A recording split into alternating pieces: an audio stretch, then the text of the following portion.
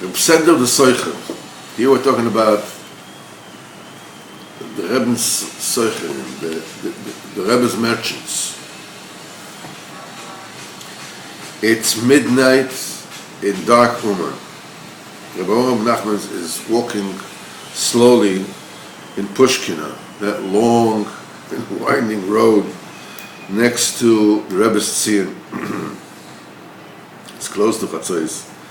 Rabbi Avraham comes to Rebbe's Tzion to make things Chatzos, and it's buried the way he does every single night. Yeah. He takes a little nap in the house of his sister that lived in the new city, which is far from the Rebbe's Tzion, after where the cabs are standing. And then he would go Pushkino. It was called a different name. It's after the revolution. It was called Pushkino for the communist general Pushkin, not the author, but the general. That conquered many towns, and like their minig is that they killed him at the end.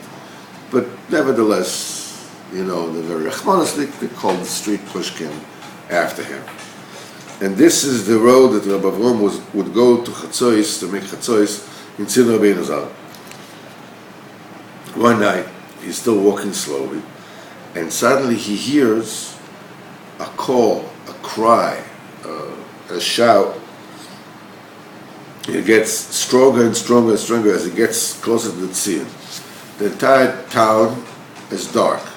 You've never been to Uman before there were street lights. You don't know.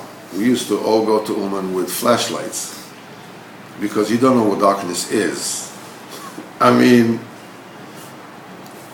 it's not like when you go to the Feld. It's like nothing. It's like you're walking in ink.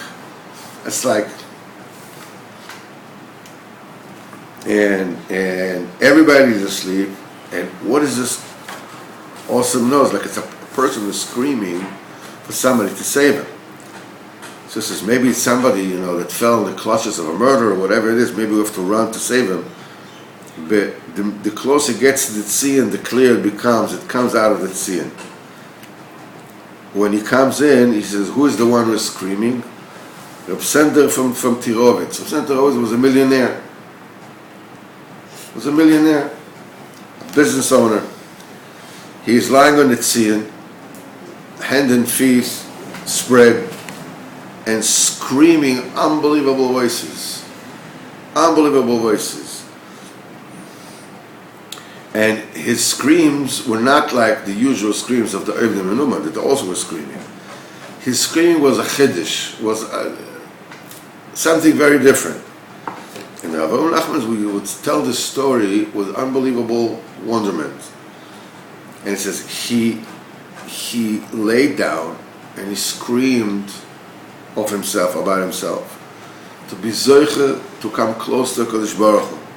For a long, long time, he lay down and he cried out unbelievable, Meshigan of voices, like somebody's going to murder him. Twice a month, Reb Sender from Tirovitz used to come to the Tzion. 15 b'chodesh and Erev Rosh Chodesh. He would come to Uman for his mischa, for his business. He would buy a tremendous amount of yarn, of cloth, for his business. He was a big yarn merchant. He had a place for this. He was very mechubadik in Tirovitz. Whenever he came to Smith to the wholesaler of cloth in Uman, he would give his list to the owner that already knew him well. The tzattel with all the different things that he needs, what he wants to buy, for how much he wants to pay for it. And the owner said, "Look, the next day he'll have the asmana." He just stayed there for a few minutes, and he ran to the Rebbe's Tzion. And then he started his Avodas HaKodesh. He made a night and a day. And the verbruikt de nacht with dem Tag of Avodas. He connected a night and a day with Avodas. He says nobody can fathom the Avodah of Reb Sender the Soicher the merchant. It wasn't a, it wasn't a kohen yaman. It wasn't. It was just like a merchant, a businessman. After 12 continuous hours of avodas Hashem by the Rebbe's Tzion, he would taste only a little